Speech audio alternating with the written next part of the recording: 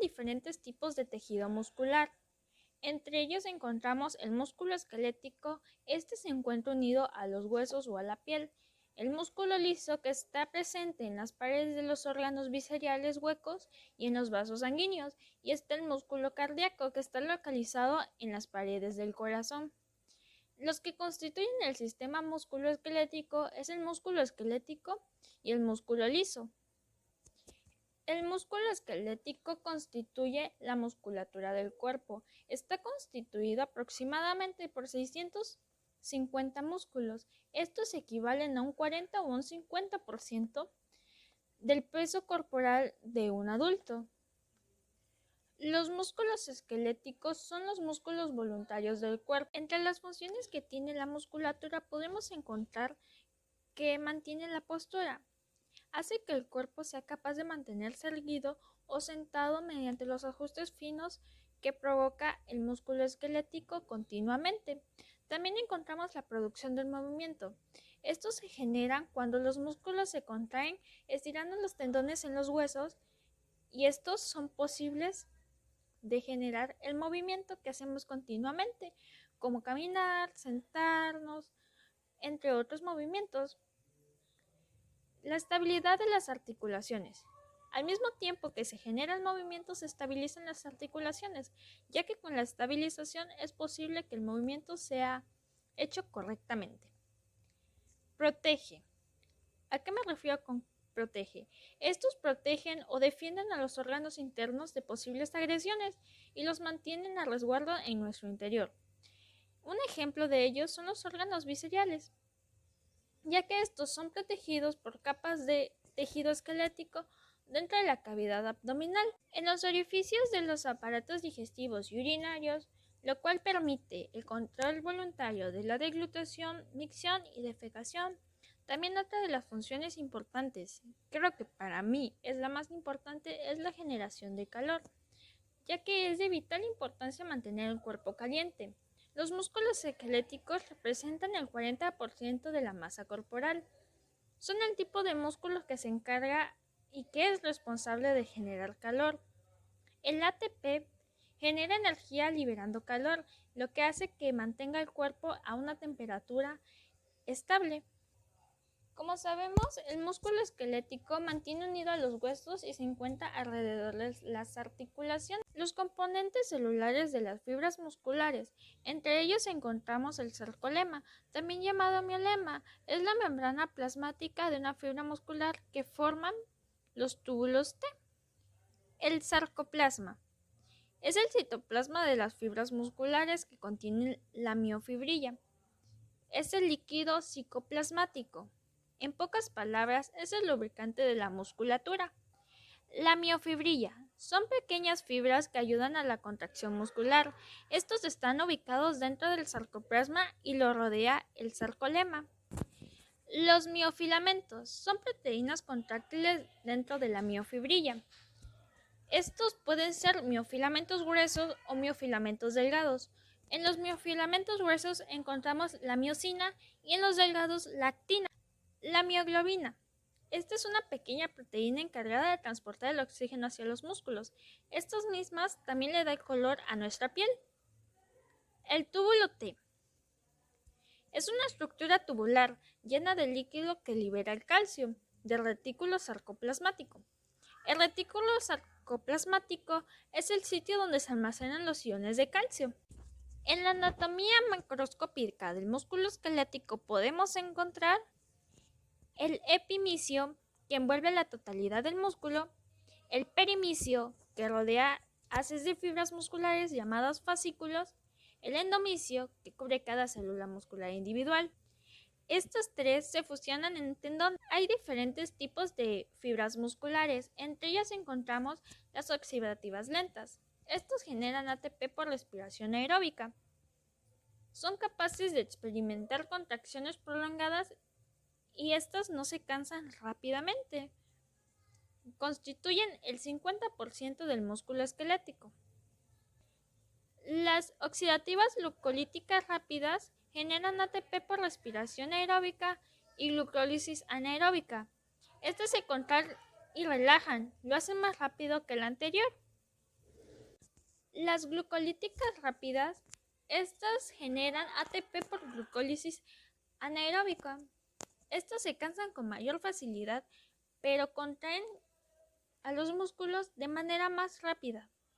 Los músculos esqueléticos pueden dividirse en 4 regiones: los músculos de la cabeza y cuello, músculos de miembros superiores, haciendo referencia a hombros, brazos y antebrazo, los músculos del tronco, haciendo referencia del tórax y abdomen, y los músculos del miembro inferiores, los cuales son cadera, pelvis, muslos y piernas.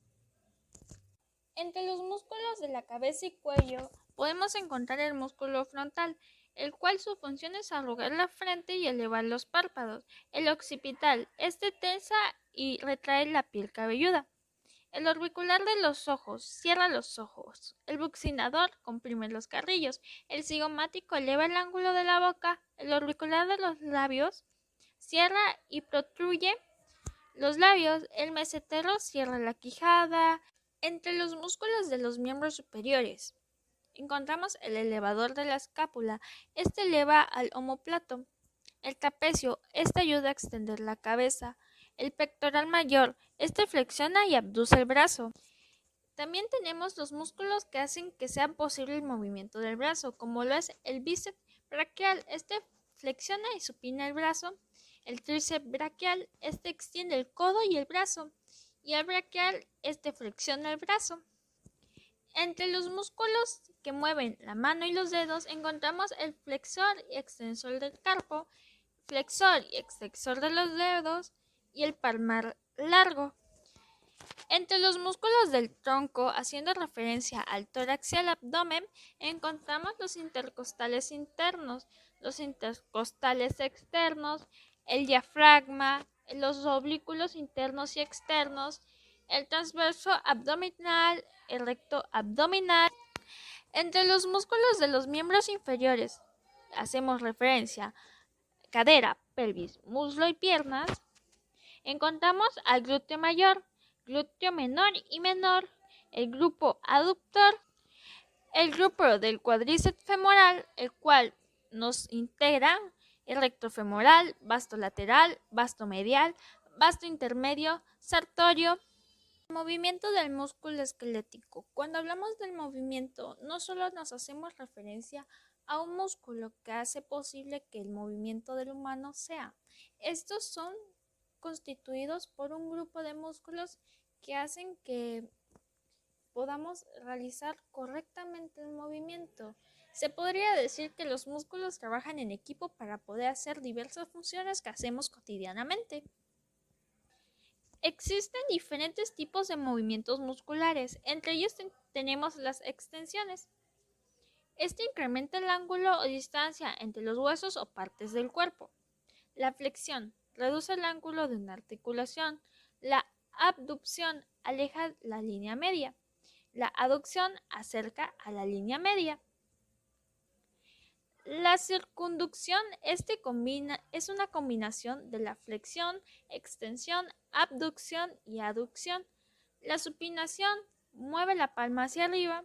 La pronación mueve la palma hacia abajo. La flexión palmar baja el pie. La dorsiflexión eleva el pie. La rotación mueve un hueso alrededor de su eje longitudinal. Los efectos del envejecimiento. Como sabemos, a medida que va pasando el tiempo, vamos perdiendo cierta condición física. Entre ellas encontramos la pérdida de elasticidad del músculo esquelético. A medida que los músculos envejecen, pierden elasticidad por un proceso llamado fibrosis. La fibrosis lo que hace es que los músculos envejezcan y adquieran cantidades crecientes de tejido conjuntivo fibroso, lo cual lleva a una pérdida de elasticidad, movilidad y circulación.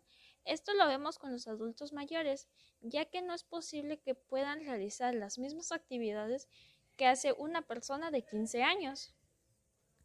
De igual manera, las fibras musculares se van haciendo más pequeñas, lo cual esto lo provoca el envejecimiento del músculo.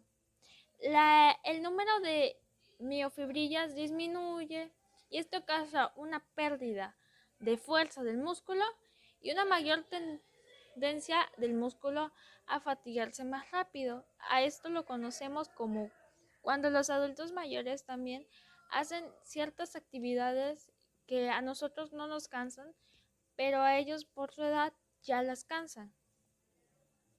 El músculo liso. Este constituye las paredes de casi todos los órganos huecos, a excepción del corazón. Están controlados automáticamente por el sistema nervioso. Es también llamado involuntario, ya que genera movimientos que son controlados de manera involuntaria. Entre los músculos lisos podemos encontrarlos en el tracto gastrointestinal. Este hace funciones digestivas, lo que hacen que lo que nosotros consumamos sea desechado correctamente. Y en el útero también es posible. Este hace que expanda y relajen los órganos. Como sabemos, en las mujeres embarazadas, las caderas se le expanden, lo que hace que el bebé crezca correctamente y a la hora de darlo a luz sea posible y sea más fácil. El músculo cardíaco. El músculo cardíaco se encuentra presente solamente en el corazón. Es otra forma de músculo involuntario, constituye las paredes cardíacas. Su principal función es impulsar la sangre para que ésta circule, haciendo que las aurículas y los ventrículos se contraigan. Los músculos cardíacos también tienen un solo núcleo y son estriados, ramificados y tubulares.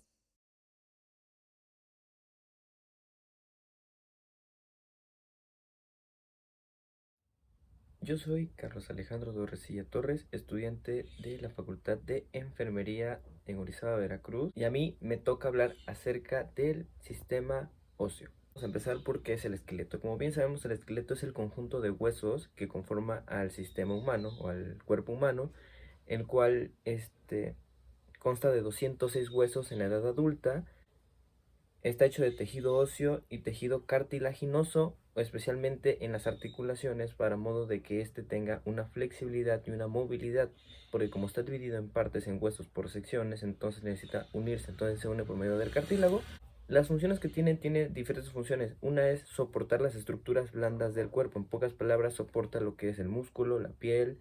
La función de soporte es la función que tiene el esqueleto para mantener la postura, para mantener todo en orden, por medio de lo que son o de lo que es la unión entre el músculo y el hueso, ya que estos funcionan como palancas, los huesos funcionan como palancas para modo de que el cuerpo humano se pueda mover de una mejor manera.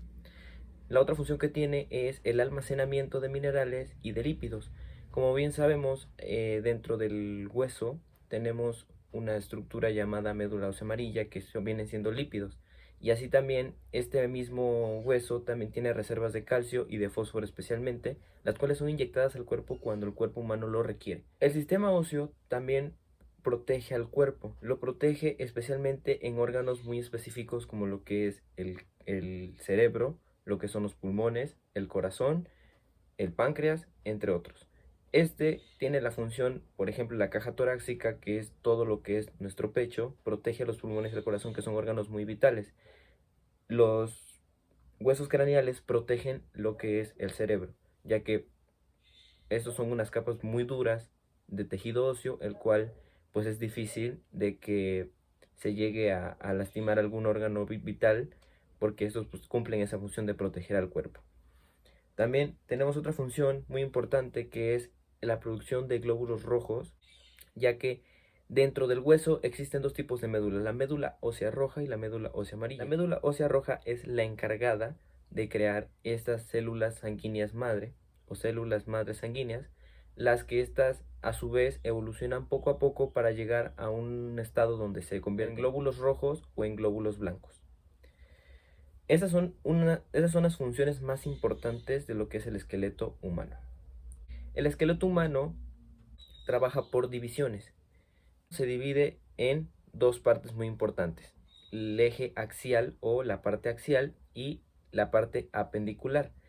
La parte axial constituye todo lo que es el eje del cuerpo, que va desde la cabeza pasando por el tronco hasta lo que es toda la parte de la médula espinal. Y las partes apendiculares son todas las extremidades que tenemos, que son brazos, piernas. Son miembros superiores y miembros inferiores los que forman la parte apendicular. Cada uno de estos tiene sus distintos tipos de huesos y es más fácil su estudio dividiéndolo de esta manera, ya que si nosotros nos dicen encontramos tal hueso en el eje axial, podemos saber que cualquiera de ese hueso se encuentra dentro de lo que es el tronco de lo que es el cuerpo humano. Los huesos que componen la parte axial, como bien sabemos, son los huesos del cráneo, que son el parietal, frontal, temporal, huesos propios de la nariz, cigomático, maximilar superior y maximilar inferior o mandíbula. La columna vertebral está compuesta, como bien la palabra lo dice, por medio de vértebras. La columna vertebral se compone de 7 cervicales, 12 torácicas, 5 o 6 lumbares y 5 sacras, que esas a su vez pueden ser también parte de lo que es el coxis, que tiene, o sea, pueden ser anexas al coxis. Dan un total de 24 vértebras porque mucha gente no contempla las sacras a veces o estas partes, las partes más bajas. Pasando enfrente tenemos las costillas, esas van formadas por pares. Se dice que tenemos 12 pares. En total son 24 costillas. Y su clasificación son 7 verdaderas o esternales que van conectadas al esternón de la 1 a la 7. 3 falsas o asternales que no están conectadas al esternón, mas sin embargo están por debajo, que va desde la 7 a la 10, y 2 flotantes. Estas 2 flotantes se encuentran más abajo y esas son las que le dan un poquito más de soporte, mas sin embargo no están conectadas a lo que es el esternón como tal, pero sí salen de la médula espinal, están conectadas atrás de la médula espinal, pero no llegan a conectarse con el esternón. El esternón es una parte también importante de la caja torácica y dentro de lo que es los huesos de la parte axial, ya que va toda la parte de enfrente y esta es la que une algunas de las primeras costillas con lo que es la parte de la médula espinal. El esternón va aquí ubicado enfrente y siempre si nos tocamos es una parte muy dura, entonces de lo que va desde la parte más arriba de lo que es la parte torácica hasta donde se siente blandito, hasta ahí llega el esternón. Por último tenemos el sacro y el coxis. La parte apendicular, como bien sabemos, son todas las extremidades del cuerpo humano. Las extremidades del cuerpo humano las podemos dividir por miembros superiores y miembros inferiores, en las cuales en el miembro superior tenemos lo que son clavículas, húmero, cúbito y radio, que son los huesos del antebrazo, los huesos de la muñeca, que esos son carpianos, los metacarpianos, que unen a los carpianos con las falanges, y las falanges, que son los dedos. En el miembro inferior o en las piernas tenemos los que son la pelvis, que es todo el hueso de la cadera, pasando por la unión del fémur, que es todo el hueso de la pierna. Abajo al nivel de las pantorrillas tenemos lo que es la tibia y el peroné, pasando por los huesos de los tobillos conocidos como tarsianos, metatarsianos, que unen a los falanges con los tarsianos, y las falanges, que serían los dedos. Esos son los huesos que conforman los miembros superiores e inferiores. Los huesos tienen una división. Esta división se clasifica por su forma, técnicamente, ya que tenemos huesos largos, que son huesos que tienen 2 extremidades, o sea que tienen 2 terminaciones, son más largos que anchos y siempre cuentan con una diáfisis. Más adelante se explicará qué es una diáfisis. Como ejemplo de hueso largo tenemos lo que es el húmero, que es el hueso que va desde la parte superior del brazo hasta el codo. Ese es un hueso largo, pero también se puede encontrar el hueso de lo que es el metacarpiano.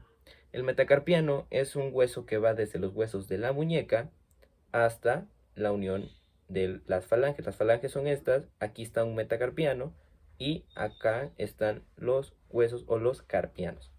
Entonces, eso sería un hueso largo, que como bien sabemos es un hueso que tiene 2 extremidades, es largo, a veces no tan largo, puede ser corto, pero siempre va a ser más largo que ancho. Los huesos cortos son huesos con forma de cubito, técnicamente tienen una forma similar a un cubito, y su composición es más de hueso esponjoso que de hueso compacto. Como ejemplo tenemos ahora sí los carpianos, que son un conjunto de huesitos que están desde la parte de la muñeca hasta llegar a los metacarpianos. Esos huesitos de aquí son unos huesitos muy pequeños como en forma de cubitos que le dan la estabilidad a la muñeca. Los huesos planos es una clasificación de hueso en el cual se encuentran, como su nombre lo indica, son huesos planos. que tienen dos caras o tienen una cara muy plana. Están compuestos de una capa de hueso esponjoso entre dos caras de hueso compacto. En pocas palabras, es como un tipo de sándwich donde hay dos capas de hueso compacto y en medio hay una capa de hueso esponjoso. Algunos ejemplos de huesos planos son los huesos de lo que son el cráneo, que como bien sabemos tenemos muchos huesos, entre ellos el temporal, el occipital, el frontal, y el esternón es un hueso plano, añadiendo también la escápula. Los huesos irregulares son aquellos que no reciben una clasificación como tal, ya que su forma no lo permite. Son, así como su nombre lo dice, son irregulares. No sabemos si son largos, si son planos, si son cortos. Son todos los huesos anexos que no reciben una clasificación anterior. Entonces, como ejemplo, yo les pondría un hueso de la vértebra, ya que ese hueso de la vértebra es muy irregular. Los huesos sesamoideos son unas pequeñas bolitas que están entre las articulaciones. En pocas palabras, están dentro del tendón que hace la articulación, ya que estos se encargan de mantener el movimiento, o sea, de aguantar ese movimiento entre lo que son las articulaciones. Ejemplo de ello tenemos la rótula en la rodilla, que es el hueso que está, ahora sí que se puede ver a simple vista desde tu ángulo. Si tú vueltas a ver tus rodillas, tenemos un pequeño saliente en lo que es la rodilla. Ese pequeño saliente es tu rótula. Pasamos a la estructura del hueso. La estructura del hueso, como bien sabemos, es la estructura literalmente del tejido óseo, ya que este cuenta con una estructura un poco compleja, mas sin embargo no es difícil de entender.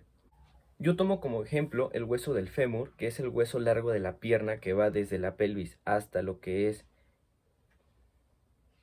el hueso del fémur, que es el hueso largo que va desde la pelvis hasta la tibia y el peroné. Este hueso que tenemos en la pierna, que es el hueso más largo, yo lo tomo como ejemplo para modo de explicar lo que es la estructura del hueso completo.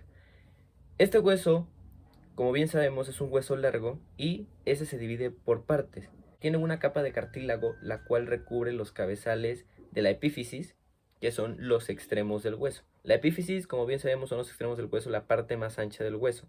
Al final, de los dos lados tenemos una parte que se engrandece y salen a veces unos tipos de bolitas, o sea, tipo cabezales y así. Eso es la epífisis. La epífisis es todo lo que va desde la parte donde se empieza a ensanchar hasta el final del hueso. La diáfisis es todo lo que conlleva el largo del hueso. Todo lo que es el largo del hueso es la diáfisis. Entonces, eso se divide así igual para facilitar su estudio, ya que si nosotros te decimos está en la epífisis, entonces sabemos que está en el cabezal.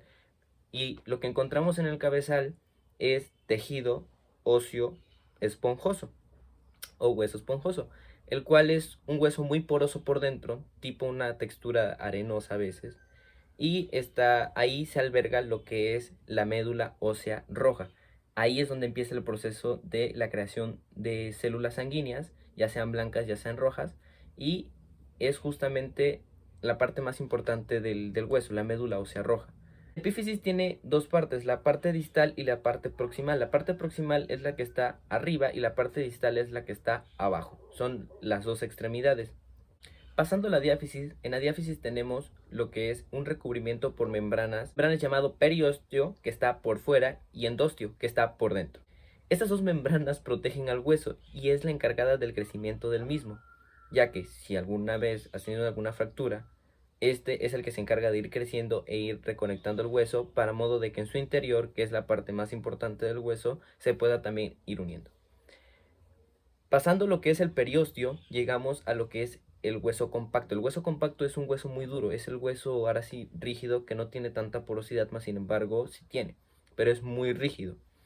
Entonces, este hueso por dentro tiene una cavidad llamada cavidad medular. La cavidad medular es donde incluye la médula ósea amarilla, que es la parte donde se alberga muchas veces lo que es el lípido de los huesos.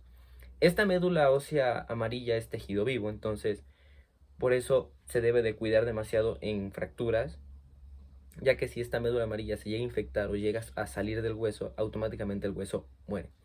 Entonces, la diáfisis es la parte más dura del hueso justamente porque tiene que proteger la médula amarilla. La médula amarilla es un conjunto de lípidos, el cual está en medio del hueso, y cabe resaltar que el hueso recibe una irrigación por medio de lo que son venas y arterias. El hueso recibe sangre tanto porque la crea como porque necesita estar vivo. Haciendo recuento de las partes del hueso, tenemos los que son la epífisis proximal, la epífisis distal, las membranas cartilaginosas, tenemos lo que son la diáfisis, que es la parte de en medio, y por dentro tenemos de lo que es la epífisis, tenemos el tejido óseo esponjoso o el hueso esponjoso, y dentro de la diáfisis tenemos lo que es el periósteo, el hueso compacto, el endosteo, que es lo que recubre la parte interna de esa cavidad medular, que es donde se guarda la médula ósea amarilla. Pasando a una parte muy importante de los huesos, tenemos lo que son los tipos de fracturas. Los tipos de lesiones que puede sufrir, ya que no está exento de ser roto o de sufrir alguna lesión. Las fracturas muchas veces son muy letales, ya que puedes perder lo que es tu miembro por culpa de la muerte de tu miembro óseo. Hay tipos de fracturas, las cuales se manejan con varios nombres, las cuales tenemos como lo que son fractura en conminuta. La conminuta es justamente cuando el hueso se fractura de 2 a más partes o se astilla. Aquí es cuando el hueso de plano, si se astilla a veces es muy difícil repararlo y a veces sí se tiene que amputar. Pero si está dividido en varias partes y se puede componer a que esas partes queden igual y puedan ir soldando, se puede salvar el hueso. Tenemos los que son las fracturas expuestas, que esas son las más peligrosas, ya que es cuando el hueso se puede ver, ya sea por un desgarre de piel y músculo o porque el hueso pudo penetrar con una parte punzante de su misma fractura, pudo salir de lo que es la piel humana y se puede ver. Esas conllevan a mucho riesgo, ya que si esa médula amarilla antes mencionada se llega a infectar o llega a salir del hueso, automáticamente el hueso puede morir. Se necesita hacer un lavado mecánico dentro de lo que es el hueso para modo de poder para modo de que el hueso no se infecte y pueda seguir viviendo. Entonces, esta es una de las más peligrosas y de las más difíciles de tratar a veces por el proceso de operación que lleva. Tenemos las fracturas cerradas. Las fracturas cerradas son fracturas en las cuales simplemente el hueso no atraviesa la piel. Es una fractura que se va por dentro, ya solamente la división del hueso en una parte y no sobrepasa la piel. Tenemos la fractura en tallo verde, que simplemente es exclusiva de niños, en las cuales ellos se pueden quebrar algún hueso largo y ese hueso largo puede recibir problemas en la diáfisis. Más sin embargo, como son niños, puede soldar más rápido. Se conoce de tallo verde porque justamente les pasa a niños que pues apenas están en crecimiento. Y el hueso técnicamente no hay desfase, no hay más astillación, simplemente es el quiebre del hueso y ahí mismo puede soldar. Como bien sabemos, a lo largo de los años el cambio que el cuerpo humano experimenta recibe mucho desgaste por parte de lo que es el tiempo y el movimiento. Entonces lo que es el sistema óseo también recibe mucho desgaste a lo largo del tiempo, donde se puede ir haciendo el hueso más poroso, más delgado, más frágil. Entonces vienen también lesiones, pero eso va conforme el paso de los años, o a veces algunas patologías que afecten esto, como la osteoporosis, la artritis, que son patologías muy propias del sistema óseo y que pueden causar mucho daño a la larga. Eso sería todo de mi parte. Muchas gracias por la atención. Hasta la próxima.